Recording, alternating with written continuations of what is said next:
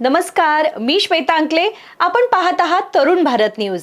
बेळगावसह देश विदेशातील घडामोडींचा आढावा घेऊया. सर्वप्रथम पाहूया आजच्या महत्त्वाच्या हेडलाईन्स. पिण्याच्या पाण्यासाठी प्रत्येक मतदारसंघाला 1 कोटी. मुख्यमंत्री डी.के. शिवकुमार यांची घोषणा. बेळगावात राष्ट्रीय स्वयंसेवक संघाच्या अखिल भारतीय प्रांत प्रचारक बैठकीस प्रारंभ. राम मंदिराप्रमाणे सीमा प्रश्नही निकाली काढा. पंतप्रधानांकडे महाराष्ट्र एकीकरण समितीची साद. मंत्री ईश्वर खंड्रे यांची सुवर्ण सौदेतील सायन्स पार्कला भेट. विज्ञान वनात वृक्षारोपण. प्रलंबित मागण्यांसाठी बेळगावात अंगणवाडी सेविका मदतनीसांचा एल्गार. जिल्हाधिकारी कार्यालयावर भव्य मोर्चा. श्री मंगाई देवीच्या वार्षिक यात्रेसाठी वार पाळवणुकीला सुरुवात. या होत्या महत्त्वाच्या हेडलाईन्स. आता पाहूया सविस्तर बातम्या. राज्यातील पाणी टंचाईच्या पार्श्वभूमीवर मुख्यमंत्री डी.के. शिवकुमार यांनी मोठी घोषणा केली आहे. ग्रामीण भागातील पिण्याच्या पाण्याच्या समस्येवर उपाय करण्यासाठी विशेष निधी देण्यात येणार आहे. राज्यात मान्सूनने अपेक्षित हजेरी न लावल्याने अनेक भागांमध्ये पिण्याच्या पाण्याची टंचाई गंभीर होत आहे. या पार्श्वभूमीवर मुख्यमंत्री डी.के. शिवकुमार यांनी ग्रामीण भागातील प्रत्येक विधानसभा मतदारसंघासाठी पिण्याच्या पाण्याच्या उपाययोजनांसाठी 1 कोटी रुपयांचे विशेष अनुदान जाहीर केले आहे. हा निधी केवळ पिण्याच्या पाण्याच्या समस्या सोडवण्यासाठीच वापरण्यात यावा असे स्पष्ट निर्देश मुख्यमंत्री डी.के. शिवकुमार यांनी संबंधित अधिकाऱ्यांना दिलेत. बेळगावात राष्ट्रीय स्वयंसेवक संघाच्या वार्षिक अखिल भारतीय प्रांत प्रचारक बैठकीला शुक्रवारपासून सुरुवात झाली आहे. संघाच्या शताब्दी वर्षाच्या पार्श्वभूमीवर या बैठकीत अनेक महत्त्वाच्या विषयांवर मंथन होणार आहे. बेळगाव येथे सुरू झालेल्या राष्ट्रीय स्वयंसेवक संघाच्या अखिल भारतीय प्रांत प्रचारक 3 दिवसीय बैठकीला सरसंघचालक डॉक्टर मोहन भागवत, सरकार्यवाह दत्तात्रय होसबळे यांच्यासह देशभरातील 46 प्रांतातील प्रमुख पदाधिकारी उपस्थित आहेत. बैठकीत मार्च 2026 नंतरच्या प्रशिक्षण वर्गांचा आढावा, शाखा स्तरावरील कृती आराखड्याची अंमलबजावणी आणि शताब्दी वर्षानिमित्त राबवण्यात आलेल्या शाखा विस्तार उपक्रमांवर चर्चा होत आहे. तसेच पूर्ण झालेल्या कार्यक्रमांचा आढावा, उर्वरित कार्यक्रमांचे नियोजन आणि सरसंघचालकांच्या 2026-27 वर्षातील प्रवास आराखड्यावरही विचारविनिमय केला जाणार आहे. संघाच्या शताब्दी वर्षानिमित्त आयोजित उर्वरित कार्यक्रम विजयादशमी 20 ऑक्टोबरपर्यंत सुरू राहणार असल्याची माहिती देण्यात आली आहे. अयोध्येतील श्रीराम मंदिराचा प्रश्न ज्या पद्धतीने निकाली लागला त्याच धर्तीवर महाराष्ट्र कर्नाटक सीमा प्रश्नही सोडवा अशी मागणी मध्यवर्ती महाराष्ट्र एकीकरण समितीकडून करण्यात आली आहे. महाराष्ट्र कर्नाटक सीमा प्रश्नावरील उच्चाधिकार समितीच्या बैठकीत सीमा प्रश्नावरील खटल्याला दिरंगाई होऊ नये आणि सुप्रीम कोर्टात सातत्याने पाठपुरावा करून सुनावणी घेण्यात यावी आणि अयोध्येतील श्रीराम मंदिराचा प्रश्न ज्या पद्धतीने निकाली लागला त्याच धर्तीवर महाराष्ट्र कर्नाटक सीमा प्रश्नही पंतप्रधान नरेंद्र मोदी यांनी सोडवावा अशी अपेक्षा महाराष्ट्र एकीकरण समितीचे अध्यक्ष प्रकाश मरगाळे यांनी तरुण भारत न्यूजशी बोलताना व्यक्त केली. सुवर्णसौध परिसरातील सायन्स पार्कला मंत्री ईश्वर खंड्रे यांनी भेट देत विज्ञानाधारित उपक्रमांची पाहणी केली. लहान मुले आणि नागरिकांना विज्ञानाची माहिती मनोरंजनातून मिळावी यासाठी उभारलेल्या या उपक्रमाचं त्यांनी कौतुक केलं. ग्रामीण विकास व पंचायत राज मंत्री ईश्वर खंड्रे यांनी बेळगावातील सुवर्णसौध परिसरातील सायन्स पार्कला भेट देऊन विज्ञानाधारित विविध उपकरणांची पाहणी केली. खेळाच्या माध्यमातून लहान मुले तसेच सर्वसामान्य नागरिकांना विज्ञानाची माहिती व्हावी या उद्देशाने उभारण्यात आलेल्या सायन्स पार्कमधील उपक्रमांचे मंत्री खंड्रे यांनी कौतुक केले. यानंतर मंत्री खंड्रे यांनी विज्ञान वनात वृक्षारोपण करून रोपाला पाणी घातले. जिल्हा परिषदेचे मुख्य कार्यकारी अधिकारी राहुल शिंदे यांनी विज्ञान वनाची वैशिष्ट्ये आणि विविध उपक्रमांची माहिती त्यांना दिली. बेळगावात प्रलंबित मागण्यांसाठी अंगणवाडी सेविका आणि मदतनीसांनी शुक्रवारी आक्रमक भूमिका घेतली. जिल्हाधिकारी कार्यालयावर भव्य मोर्चा काढत ठिय्या आंदोलन करण्यात आलं. यावेळी मानधनवाढीसह विविध मागण्यांसाठी सरकार विरोधात जोरदार घोषणाबाजी करण्यात आली. बेळगावातील आंबेडकर उद्यानापासून अंगणवाडी सेविका व मदतनीसांनी चन्नमा चौकामार्गे जिल्हाधिकारी कार्यालयावर भव्य मोर्चा काढत ठिय्या आंदोलन केले. या आंदोलनात सुमारे 700 महिला सहभागी झाल्या होत्या. आंदोलकांनी हा दिवस काळा दिवस म्हणून पाळत केंद्र सरकार विरोधात निषेध नोंदवला. 2018 पासून मानधनात वाढ झालेली नसल्याचा आरोप करत शासनाकडून वारंवार आश्वासने मिळूनही ठोस निर्णय न झाल्याची खंत व्यक्त केली. FRI योजनेमुळे आधार कार्ड, स्मार्टफोन किंवा OTP सुविधेअभावी अनेक लाभार्थी योजनांपासून वंचित राहत असल्याचा आरोपही आंदोलकांनी केला. अंगणवाडी कर्मचाऱ्यांच्या मानधनात तातडीने वाढ करून सर्व प्रलंबित मागण्या त्वरित मार्गी लावाव्यात अशी मागणी यावेळी करण्यात आली. बेळगावात अत्याधुनिक वैद्यकीय सेवांसाठी आता विश्वासाचं नाव विजया दक्षता हॉस्पिटल. 24 तास अतिदक्षता विभाग, जनरल मेडिसिन, सर्जरी, डायलिसिस, प्रसूती सेवा, बालरोग, अस्थिरोग, न्यूरोलॉजी, कॅन्सर सर्जरी आणि अनेक सुपर स्पेशालिटी सुविधा सर्व एकाच ठिकाणी.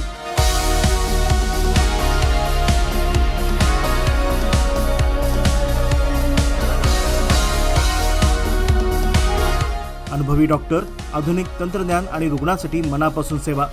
सर्व प्रमुख विमा आणि सरकारी योजना स्वीकारल्या जातात. आजच भेट द्या खानापूर रोड, 3ऱ्या रेल्वे गेटजवळ, रेल्वे ओव्हरब्रिजच्या खाली, टिळकवाडी, बेळगाव. संपर्क 7353641444. विजया दक्षता हॉस्पिटल, आपल्या आरोग्याची दक्ष काळजी. वडगावची ग्रामदेवता श्री मंगाई देवीच्या वार्षिक यात्रोत्सवाला धार्मिक परंपरेनुसार सुरुवात झाली आहे. यात्रेच्या पार्श्वभूमीवर भाविकांसाठी काही नियमांचं पालन करण्याचं आवाहन करण्यात आलंय.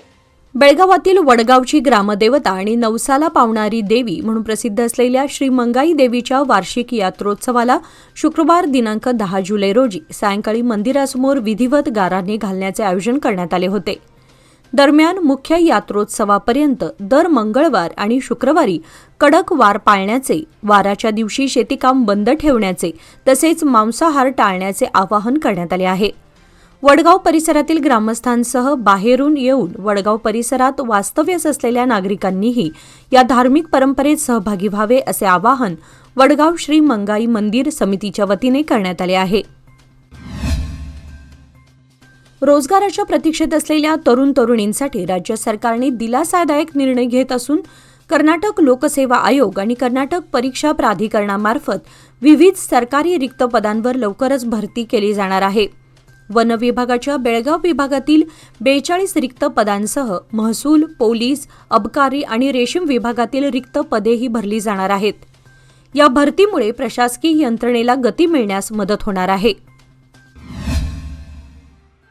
खरीप हंगामात येळ्ळूर, धामणे व यरमाळ मार्गावरील अधिकृत बस थांब्यावर बस न थांबवल्याने भांगलणीसाठी जाणाऱ्या शेतकरी महिलांना मोठा त्रास सहन करावा लागत असून त्यांच्यात तीव्र नाराजी आहे. गतवर्षी बसमध्ये चढताना चालकाने बस सुरू केल्याने शहापूर पवार गल्लीतील एका शेतकरी महिलेचा अपघात होऊन त्या जखमी झाल्या होत्या. हा प्रकार परिवहन विभागाच्या वरिष्ठ अधिकाऱ्यांच्या निदर्शनास आणूनही परिस्थितीत सुधारणा झालेली नसल्याचा आरोप करण्यात आला. बस थांब्यावर नियमित बस न थांबल्यास शेतकरी महिला व शेतकरी रस्त्यावर बस अडवून आंदोलन छेडणार असून महिला व बालकल्याण मंत्री लक्ष्मी हेबाळकर यांनी या प्रश्नात हस्तक्षेप करावा अशी मागणी करण्यात आली आहे. बेळगाव टिळकवाडी येथील MV हेरवाडकर इंग्रजी माध्यम शाळेच्या रामकुमार जांगरा किंडरगार्टन स्कूलमध्ये वनमहोत्सव उत्साहात साजरा करण्यात आला. यावेळी अक्षता दड्डीकर यांनी विद्यार्थ्यांना वृक्षारोपणाचे महत्त्व सांगत रोपट्यांचे संगोपन कसे करावे याबाबत मार्गदर्शन केले. मुख्याध्यापिका शोभा कुलकर्णी व किंडरगार्टन प्रमुख दीपा कामत यांनी विद्यार्थ्यांसह सहभाग घेत सामाजिक वनीकरणाचे महत्त्व स्पष्ट केले. पही वाइब्स फाउंडेशन व शक्ती सामर्थ्य फाउंडेशन यांच्या संयुक्त विद्यमाने सदाशिवनगर बेळगाव येथील शासकीय मराठी शाळा क्रमांक 41 व कन्नड शाळा क्रमांक 22 मधील विद्यार्थ्यांसाठी मोफत दंत तपासणी व तोंडाच्या स्वच्छतेबाबत जनजागृती शिबिर आयोजित करण्यात आले होते.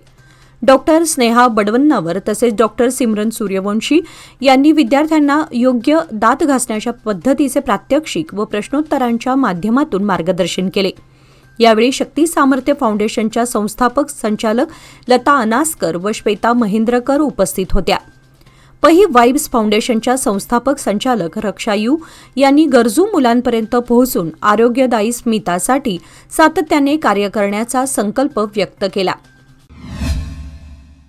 व्यवसाय वाढवायचा असो वा कुटुंबाची गरज भागवायची, सादर आहे लोकमान्य गोल्ड लोन. माफक प्रक्रिया शुल्क आणि कमीत कमी कागदपत्रांसह तात्काळ मंजुरी. लोकमान्य गोल्ड लोन, प्रत्येक कुटुंबासाठी, प्रत्येक व्यवसायासाठी. अधिक माहितीसाठी आमच्या नजीकच्या शाखेला भेट द्या किंवा कॉल करा 180021245050. नियम व अटी लागू. पश्चिम महाराष्ट्रात गेल्या 2 दिवसांपासून पावसाचा जोर कमी झाल्याने कर्नाटक हद्दीतील कृष्णा नदीची पाणी पातळी स्थिर झाली असून नदीकाठच्या नागरिकांना मोठा दिलासा मिळालाय. गेल्या 5 दिवसांच्या मुसळधार पावसामुळे जनजीवन विस्कळीत झालं होतं. मात्र पावसानं विश्रांती घेतल्यानं नदीचं पाणी ओसरू लागलं असून रायबाग तालुक्यातील कुडची पुलावरील परिस्थितीतही सुधारणा होत आहे. प्रशासनाकडून नदीच्या पाणी पातळीवर लक्ष ठेवण्यात येत असून नागरिकांनी अफवांवर विश्वास न ठेवता आवश्यक खबरदारी घेण्याचं आवाहन करण्यात आलंय. विजयपूर जिल्ह्यातील मुद्देबिहाळ तालुक्यातील नगरबेट्टा येथील दलित तरुण रविचंद्र मादर यांच्या मृतदेहाचे अंत्यसंस्कारानंतर 44 दिवसांनी कुटुंबीय, दलित संघटनांचे पदाधिकारी व पोलीस बंदोबस्तात पुन्हा शवविच्छेदन करण्यात आल्याची माहिती समोर आली आहे. बेळगाव रुग्णालयातील डॉक्टरांच्या पथकाने ही प्रक्रिया पूर्ण केली असून पहिल्या शवविच्छेदन अहवालाबाबत संशय व्यक्त करत कुटुंबीय व संघटनांच्या मागणीनंतर न्यायालयाच्या माध्यमातून पुन्हा शवविच्छेदन करण्यात आले. यावेळी मल्लू तळवार, अभिषेक चक्रवर्ती, तिप्पण्णा दोड्डमणी यांच्यासह अधिकारी व पदाधिकारी उपस्थित होते. महाराष्ट्र व कृष्णा पाणलोट क्षेत्रामध्ये सुरू असलेल्या पावसामुळे कृष्णा नदीच्या पाणी पातळीत वाढ होत असून जमखंडी तालुक्यातील हिप्परगी धरणात 1,19,250 क्युसेक पाण्याची आवक होत असल्याची माहिती जमखंडी उपविभाग अधिकारी श्वेता बेडीकर यांनी पत्रकार परिषदेत दिली. घटप्रभा नदीचा प्रवाह 13,150 क्युसेक्स असून हा प्रवाह 80,000 क्युसेकपर्यंत वाढल्यास पुराचा धोका निर्माण होऊ शकतो असे प्रशासनाकडून सांगण्यात आले आहे. सध्या कृष्णा नदी दुथडी भरून वाहत असून पुराचा धोका नसला तरी नागरिकांनी सतर्क राहावे असे आवाहन करण्यात आले आहे. नदीकाठचे मार्ग बॅरिकेड्स लावून बंद करण्यात आले असून मासेमारी किंवा कपडे धुण्यासाठी पाण्यात उतरणे टाळून सुरक्षिततेला प्राधान्य द्यावे असे श्वेता बेडीकर यांनी सांगितले. कृष्णा नदीला पूर आल्यानंतर नागरिकांची सुरक्षित वाहतूक तसेच वर्षभर अखंड रस्ता संपर्क उपलब्ध करून देण्याच्या उद्देशाने सुरू करण्यात आलेल्या 3 पुलांची कामे 7 वर्षे उलटूनही अद्याप पूर्ण झालेली नाहीत. यामुळे नागरिक, प्रवासी आणि शेतकऱ्यांमध्ये तीव्र नाराजी असून वाहतुकीच्या समस्यांना सामोरे जावे लागत आहे. जिल्ह्याचे पालकमंत्री, आमदार, खासदार तसेच संबंधित अधिकाऱ्यांनी या प्रश्नाकडे तातडीने लक्ष देऊन अपूर्ण पुलांची कामे लवकर पूर्ण करावीत आणि वाहतुकीच्या समस्येवर कायमस्वरूपी तोडगा काढावा अशी मागणी स्थानिक नागरिकांनी केली आहे. आजच्या बातमीपत्रामध्ये वेळ झाली आहे आज इथेच थांबण्याची. ताज्या बातम्या आणि घडामोडींसाठी पाहत रहा तरुण भारत न्यूज चॅनल. तसेच आमच्या चॅनलला लाईक, शेअर आणि सबस्क्राईब नक्की करा आणि विश्वासार्ह बातम्यांसाठी दररोज वाचा दैनिक तरुण भारत. धन्यवाद.